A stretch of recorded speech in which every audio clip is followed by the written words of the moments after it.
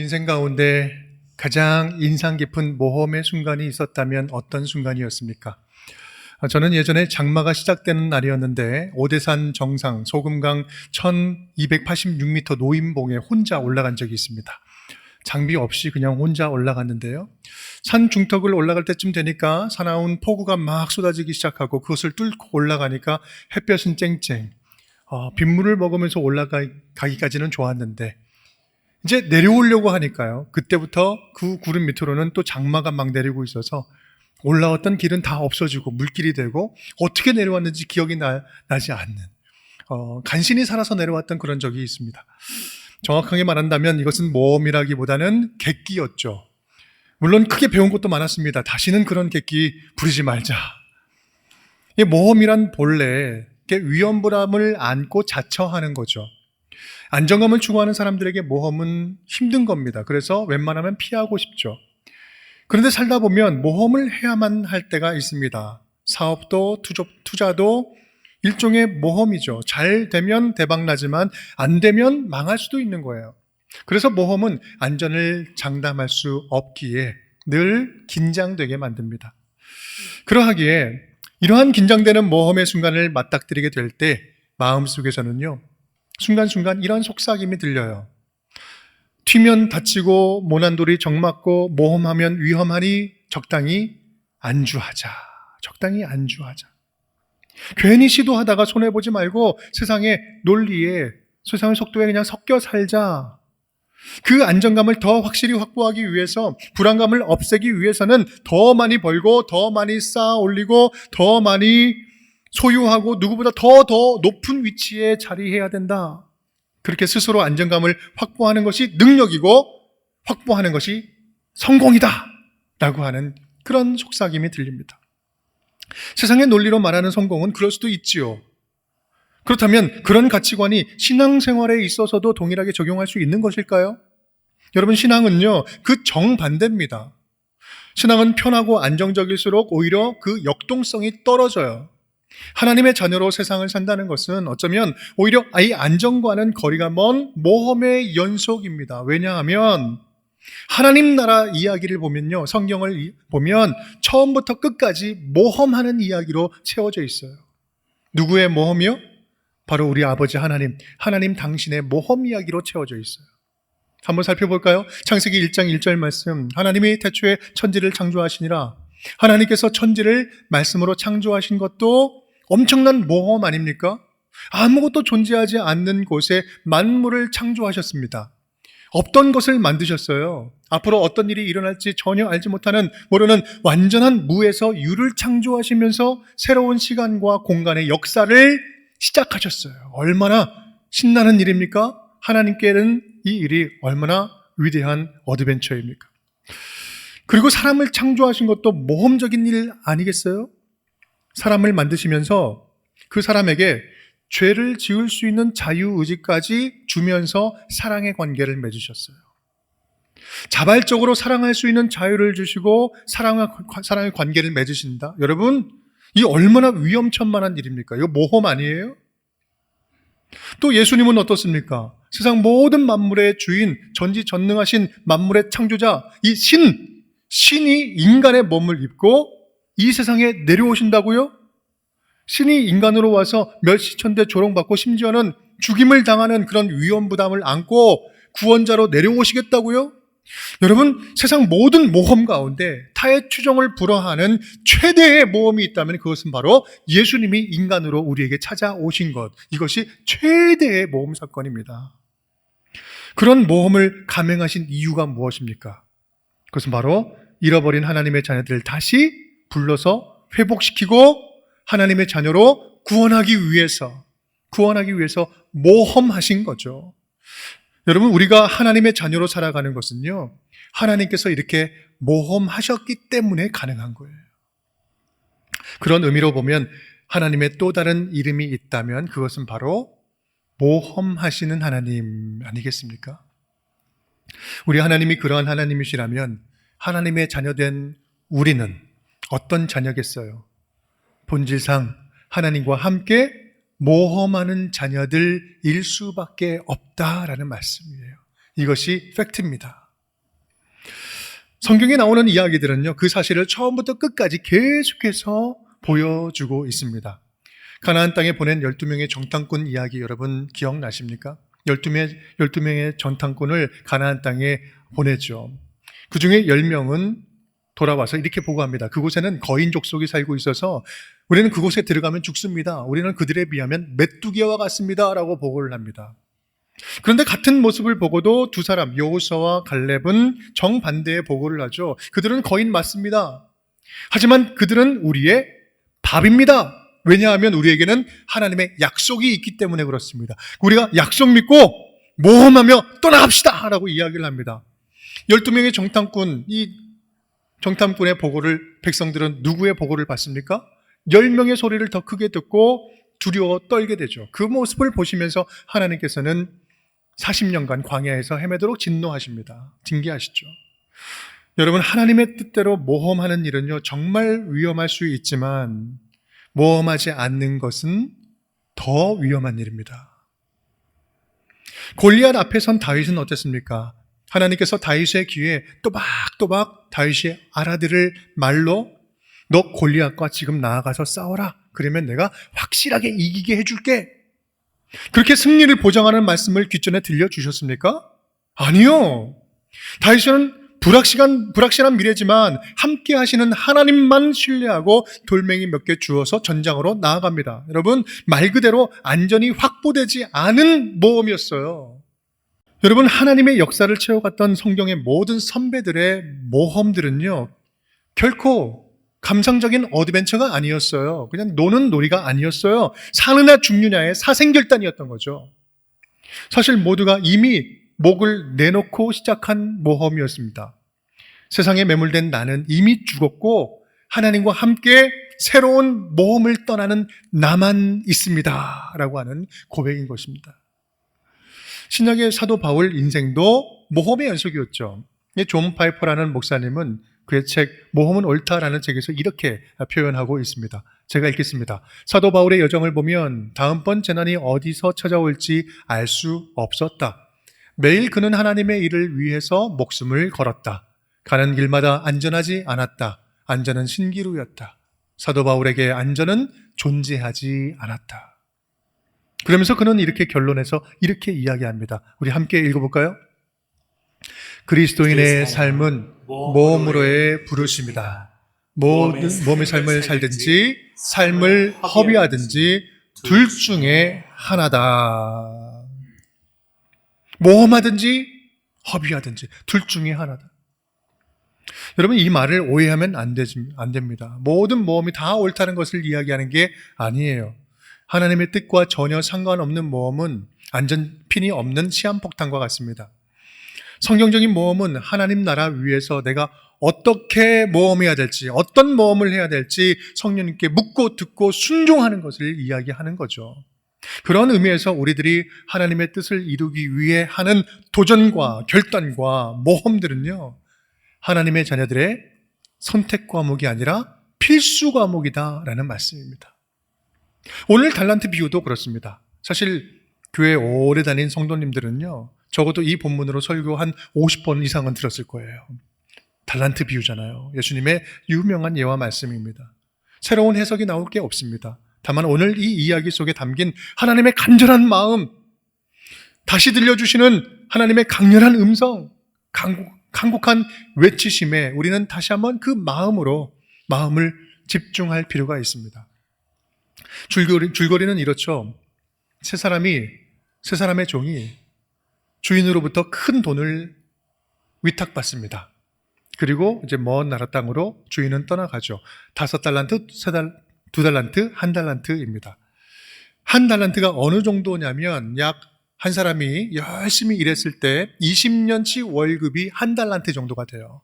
어마어마하게 큰 액수죠. 평생 묵혀두고 이자만 받아도 안전하게 살 수 있는 그 금액이 1달란트입니다. 그렇게 보면 5달란트는 몇 년이에요? 100년치 월급이에요. 5달란트, 2달란트 받은 종은 받은 즉시 나가서 일해서 그만큼 다시 남깁니다. 그런데 1달란트 받은 사람은 받은 즉시 가서 땅 파고 묻어둬요. 손해율 0%. 가장 안전한 방법을 선택합니다. 나중에 주인이 돌아와서 계산하게 되는데 받은 것을 일해서 두 배로 번 두 사람은 칭찬받고 이 땅에 파서 물어두었던 한 사람은 책망받고 쫓겨나게 돼요. 이것이 줄거리입니다. 그렇다면 이 이야기에서 지금 말하고자 하는 게 뭘까요? 책망받은 한 사람은 뭐가 문제였을까요? 그 사람도 더 벌지는 못했어도 잃지는 않았거든요. 뭐가 문제일까요? 가장 큰 문제는 이겁니다. 한 달란트 받은 그 종은요, 자기 주인의 마음과 뜻과 성품을 전혀 몰랐다라는 거예요. 전혀 거기에는 안중이 없었다라는 거예요. 그러니까 이상한 행동하는 거죠. 그의 변명을 한번 들어볼까요? 24절, 25절 함께 읽겠습니다. 한 달란트 받았던 자는 와서 이르되 주인이여, 당신은 굳은 사람이라 심지 않은 데서 거두고 해치지 않은 데서 모으는 줄 내가 알았으므로 두려워하여 나가서 당신의 달란트를 땅에 감추어 두었었나이다. 보소서, 당신의 것을 가지셨나이다. 그는 주인이 심지 않은 데서 거두고 해치지 않은 데서 모으는 그런 악한 사람인 줄 알았다. 여러분, 이건 오해 수준을 넘어서 주인에 대한 모욕과 모독 아닙니까? 자신의 게으름을 누구에게 좀 뒤집어 씌우고 있어요? 주인에게 책임을 돌리고 있어요. 자기에게 믿고 맡긴 주인이 악한 주인이기 때문에 내가 두려워서 내가 가장 안전한 방법을 선택했습니다. 핑계를 대고 있는 거죠. 자기 게으름은 온데간데 없고 일하지 않은 책임은 주인에게 돌리면서 자, 손해보지 않았으니까 받은 원금을 그대로 드립니다. 잘 받으십시오. 이렇게 이야기하는 겁니다. 여러분, 주인 입장에서 그러라고 준 겁니까? 이것을 주인이 기뻐하실까요? 그런데요, 우리는 이런 모습을 보면서 마냥 이 한 달란트 받은 사람을 비판할 수만은 없어요. 왜냐하면 우리들의 모습이 거기에 투영되어 있기 때문에 그렇습니다. 맡겨주신 것을 열심히 갈고 닦고 개발하고 투자하고 열심히 책임 있게 하지 않고 자기가 하지 않은 것을 하나님 핑계대는 일들이 우리 가운데 많이 있기 때문에 그래요. 자기가 게을러서 못하고 나서는, 믿음 없어서 못하고서는 하나님 탓하는 거예요. 하나님, 좀 더 큰 능력을 주셨으면, 큰 건강도 주셨고 물질도 주셨으면 내가 할 수 있었을 텐데 그래서 못했습니다. 다른 사람들 보니까는 막 은사도, 좋은 은사도 있고 물질도 많이 있고 뭔가 막 화려한 것이 있는데 나에게는 은사도 능력도 그렇게 째째하게 주셔가지고 넉넉하게 주지 않아서 제가 지금 이 모양 이 꼴 아닙니까? 그래서 저는 딱 여기까지만 하겠습니다. 이 일 맡겨주시려면 좀 뛰어난 능력도 주시고 언변도 주시고 물질도 주시고 뭔가 해야 되는 거 아니겠습니까? 주실 때까지 좀 기다려 보겠습니다. 저는 좀 주실 때까지 쉬겠습니다. 이렇게 얘기하는 거예요. 여러분, 그렇다고 한다면 이 한 달란트 받은 사람과 뭐가 다르겠어요? 새로운 일이 두려워서, 믿음이 없어서, 게을러서, 기도하지 않으니 불안하고 확신이 없어서 시도도 모험도 안 하면서 하나님이 확실하게 안전을 보장해 주지 않아서 못한 겁니다. 증거를, 확실한 증표를 주지 않아서 내가 확실하게 할 수 없었습니다. 확실한 사인 줄 때까지 안 할랍니다. 여러분, 자기의 소극적인 믿음을 하나님께 그대로 책임 전가하고 있지는 않습니까? 마치 선악과를 따먹고 변명하는 아담처럼 말이죠.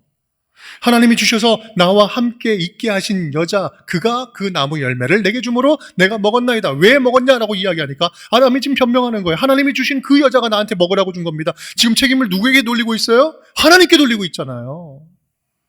한 달란트 받은 사람의 근본적인 문제가 이거였어요. 주인의 뜻과 의도와 성품은 전혀 헤아릴 생각도 안 하고 오히려 자기 안위를 위해서 주인을 나쁜 사람 만들고 있는 거예요. 이것이 예수 그리스도를 믿는 하나님의 자녀라고 하면서도 영적인 모험을 이리저리 회피하는 성도들의 전형적인 모습이다라는 말씀이에요. 그렇다면 5달란트, 2달란트 받은 두 사람은 어떨까? 두 사람에 대한 주인의 칭찬을 한번 들어볼까요? 21절 말씀 우리 함께 읽어보겠습니다. 그 주인이 이르되 잘하였도다. 착하고 충성된 종아, 내가 적은 일에 충성하였음에 내가 많은 것을 내게 맡기리니 내 주인의 즐거움에 참여할지어다 하고. 아멘. 주인이 칭찬하는 좀 구체적인 내용이 뭘까요? 투자 잘했다. 그래, 이윤을 2배로 남겼으니 내가 너무나 기쁘다. 그래서일까요? 만약에 다 잃었다면 그러면 분노했을까요? 칭찬의 이유는 분명합니다. 내가 적은 일에 충성하였다. 내가 적은 일에 충성하였다. 여러분, 100년치 월급이 적은 일입니까? 그런데요, 주인은요, 이 돈에는 안중도 없어요. 그 돈은 주인에게는 돈도 아니라는 거예요. 주인의 관심은 오직 하나입니다. 너희가 어떤 것을 맡았던지 내 마음을 헤아려서 그곳에 충성을 다하였구나. 나를 기쁘게 한 것은 너희들의 결과물이 아니라 너희들의 그 충성스러운 자세다라는 거예요. 또 자세히 보면 이 두 사람의 칭찬은 토시 하나 다르지 않고 틀리지 않고 똑같습니다. 무슨 말이에요? 이것은 액수의 문제가 아니다. 은사의 크고 작은 그 문제가 아니라 받은 은사 규모나 종류나 내용은 중요하지 않다. 중요한 것은 고린도전서 4장 2절 말씀, 맡은 자에게 구할 것은 무엇이다? 충성이니라.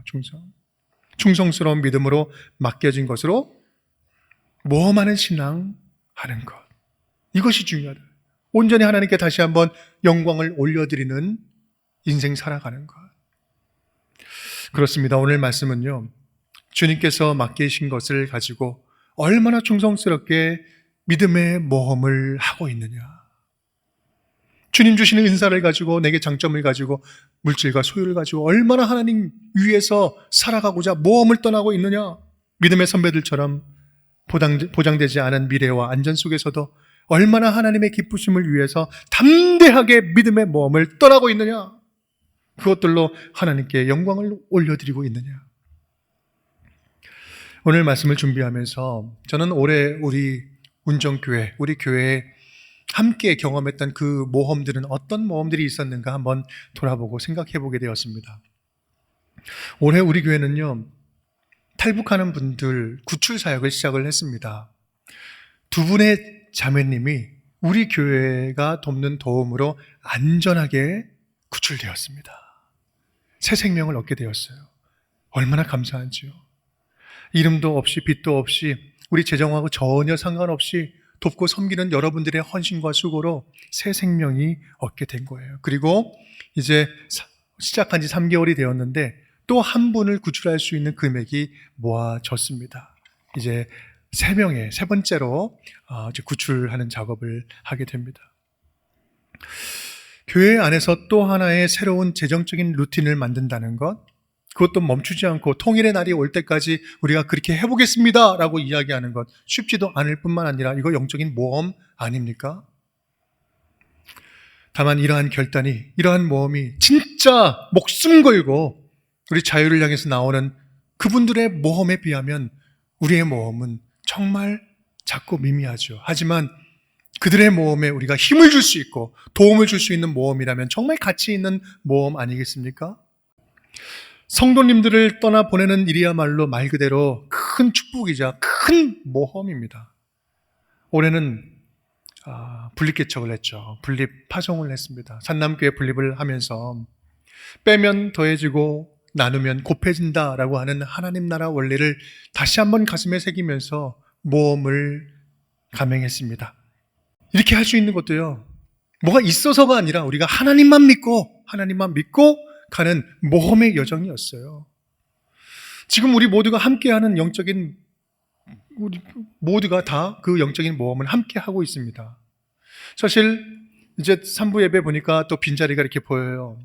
지난 시간 말씀드린 것처럼 이 빈자리는 하나님이 또 새롭게 세워주실 그 은혜의 자리이기 때문에 기대가 됩니다. 동시에 한편으로는 이 빈자리에 성도님들 갑자기 함께 섬기던 분들이 없는 것, 여러분 이거 많이 힘들고 불편할 수 있거든요. 또 재정적으로도요, 우리 교회가 좀 약간 주춤할 수 있어요. 그래서 내년 예산은 좀 동결 비슷하게 좀 가보려고 합니다. 쉽지 않아요. 여러분 쉽지 않습니다. 그것이 사실입니다. 하지만 그럼에도 불구하고 우리가 하는 이 일이 하늘에 쌓는 보물이고 하나님께 투자하는 것이고 하나님이 기뻐하실 일이라고 우리가 확실하기 때문에 우리가 담대하게 이렇게 해나갈 수 있는 거 아니겠습니까? 우리 운정교회는요, 그 일을 멈추지 않을 겁니다.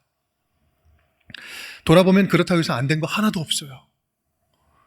오히려 그런 와중에 비전센터 멋지게 잘 완공되어서 우리 다음 세대 아이들 그리고 앞으로 또 지역사회에서 잘 활용할 수 있는 공간으로 멋지게 세워졌고요. 4번의 선교지 방문이 있었고 또 오늘 조금 전에 보고한 것처럼 우리 캄보디아 35명의 모험하는 우리 성도님들 함께 참여해서 그곳에서 수많은 사람들에게 하나님의 사랑과 복음을 전할 수 있었습니다. 그 열매를 누가 알겠습니까? 하나님이 거두실 줄 믿습니다. 이런 열매는 우리의 하나님이 하게 하시는 모험을 통해서 이루어지고 있는 거예요. 우리 학교 아이들은 어떻습니까? 작년부터 시작된 학원 복음화 사역이 무르익고 있습니다. 우리 학교에 각 학교마다 지금 8개의 동아리를 우리 아이들이 세웠어요. 그것은 바로 교회입니다. 올해도 그 교회에, 그 동아리에 믿지 않는 자들이 와서 새롭게 믿음의 삶을 시작하는 그 일들이 넘쳐났어요. 여러분, 우리가 못하고 있는 영적인 도전과 모험을 우리 아이들은 지금 하고 있어요. 우리 아이들이 이러한 모험을 계속해서 잘 할 수 있도록 영적인 모판이 되어줄 수 있기를 간절히 축복합니다. 기도 많이 해주십시오. 근데 기도만 해주지 말고요, 간식비 좀 지원해 주세요. 간식비가 부흥의 기점이에요. 놀라운 학원 복음화 사역에 더욱더 불타오르게 될 줄 믿습니다. 올 하반기에 우리 운정교회 공동체적으로 함께할 또 하나의 모험의 기회가 있어서 여러분께 소개해 드립니다. 바로 네팔 단기 선교입니다. 여러분, 모험 자체는요 위험할 수도 있습니다. 하지만 모험하지 않는 신앙은 더 위험합니다. 분명한 사실 하나가 있다면 하나님과 함께 떠나는 모험길이 가만히 앉아있는 신앙보다 훨씬 더 안전하다라는 사실입니다. 이 말을 오해하지 않았으면 좋겠어요. 해외 단기 선교 가는 것만이 모험하는 거다, 이 말씀 드리는 것이 아닙니다. 지금 내 마음을 무겁게 하고 있는 이 상한 관계, 깨어진 관계 속으로 다시 들어가는 것, 회복하기 위해서 다시 들어가는 것도 큰 모험이에요. 영적인 성장과 회복을 위해서 내 안에 깊은 동굴, 그 동굴에 빠져 있었다면 다시 빠져나오는 것, 빠져나오길 결단하는 것, 여러분 이거 엄청난 모험이죠. 9월부터 다시 시작하는 운정 복음학교, 말씀과 복음 앞에 자신을 내어드리고 겸손하게 내가 다시 배우겠습니다, 다시 복음으로 채워지겠습니다, 이 결단하는 것도 큰 모험이에요. 우리 운정교회에 와서 낯선 운정교회 공동체 안에 첫 발을 내딛는 것, 발을 넣고 함께 공동체 안에 들어가는 것, 이거 용기고요, 모험이고요. 섬기는 자리에 시작하는 것, 섬기는 자리에 들어서는 것, 하나님의 안에서 하는 크고 위대한 모험입니다. 이러한 모든 것들이 쉽지는 않지만 하나님 보시기에는 칭찬하실 만한, 우리 하나님께 칭찬받을 만한 큰 모험들이에요. 우리 존 파이퍼 목사님 이야기를 다시 한번 상기하면서 말씀을 마치고자 합니다. 함께 읽어보겠습니다. 성도여, 모험의 삶을 살든지 삶을 허비하든지 둘 중에 하나를 선택하라. 둘 중에 하나 선택하라. 여러분, 모험하시겠습니까? 허비하시겠습니까? 주어진 같은 시간을 어떻게 사용해야 할까요? 하나님께서 맡겨주신 물질 어떻게 쓰는 것이 하나님께서 기뻐하시는 일일까? 주어진 시간과 맡겨진 물질을 세상 일로 허비하지 않고 주님 기뻐하실 모험하는 일에 쓸 수 있기를 간절히 축복합니다. 허락하신 건강도요, 가장 좋은 이때에 헛된 곳에 낭비하지 말고 주님 나라 세우는 영적인 모험에 열정적으로 헌신하여 드릴 수 있기를 간절히 바랍니다. 그리하여 주님 맡겨주신 것들을 영광의 제물로 주님께 온전히 올려드려 하나님께는 기쁨이, 우리 가운데는 능력으로 충만케 채워지는 우리 운정의 모든 식구들 될 수 있기를 간절히 바랍니다.